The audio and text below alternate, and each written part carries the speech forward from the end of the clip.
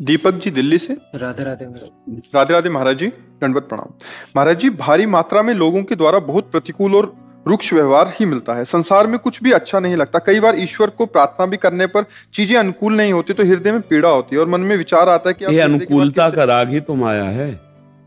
ये अनुकूलता और प्रतिकूलता, यही द्वंद्व तो माया है। क्यों मांग करते हैं अनुकूलता की? मांग ही क्यों करते हैं अनुकूलता की?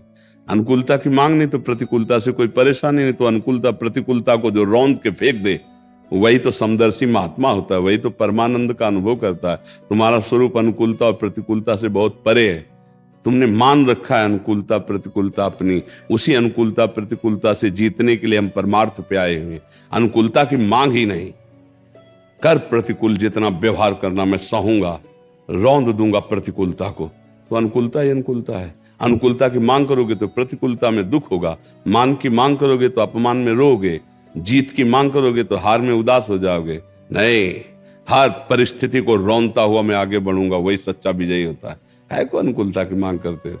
दूसरों के चेहरे की तरफ देखते हो कि हमारे अनुकूल होके बोले, अनुकूल होके। नहीं, तेरी जो मौज है तू कर, मैं सहूंगा और हर बात को धैर्यपूर्वक सहकर मुस्कुरा के उत्तर दूंगा, नहीं विचलित होऊंगा, क्योंकि मैं सत्संग करता हूं, नाम जप करता हूं, भगवान का भक्त हूं, मैं संसारी नहीं हूं। तब ये बात बनेगी। अनुकूलता की मांग करोगे तो तुम्हारा मन ही तुम्हारी प्रतिकूल हो जाएगा। बाहर की तो बात जाने दो, नहीं प्रतिकूल हो जाता फिर क्या करोगे?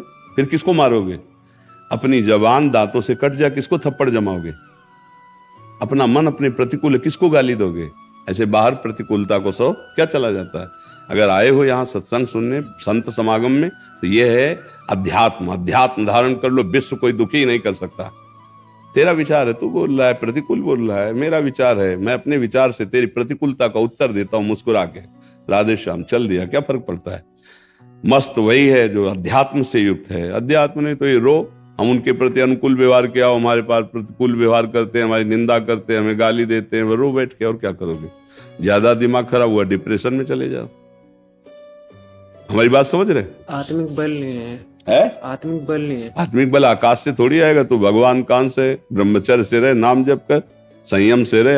आध्यात्मिक बल अभी जागृत होगा तो सिंह की तरह दहाड़ने लगेगा।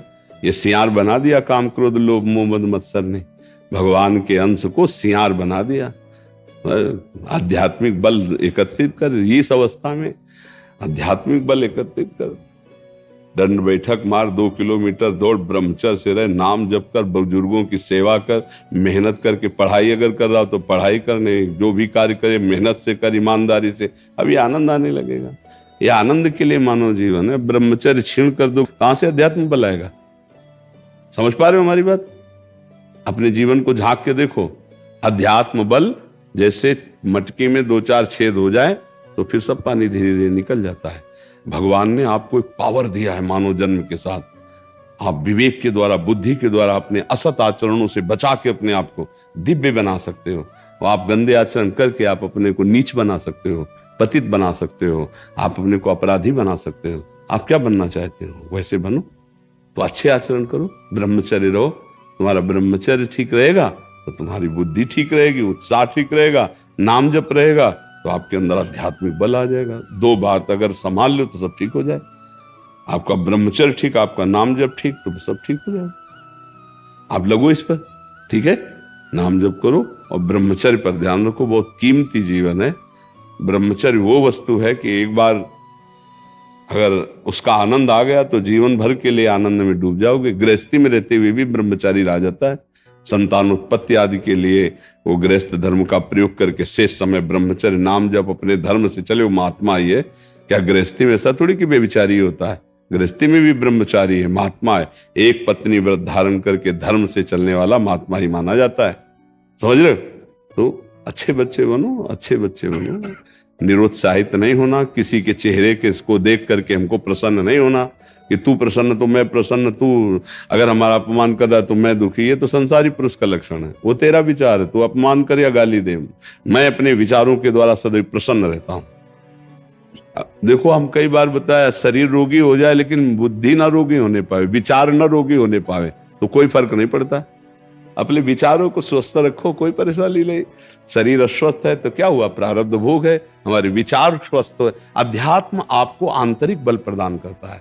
अध्यात्म आपको लड़ने की सामर्थ्य देता है, अध्यात्म जीने की उत्तम कला सिखाता है, पर अध्यात्म को धारण करना थोड़ा कठिन है। जैसे पानी छोड़ो, नीचे बहना उसका स्वभाव है, लेकिन ऊपर चढ़ाना कठिन है।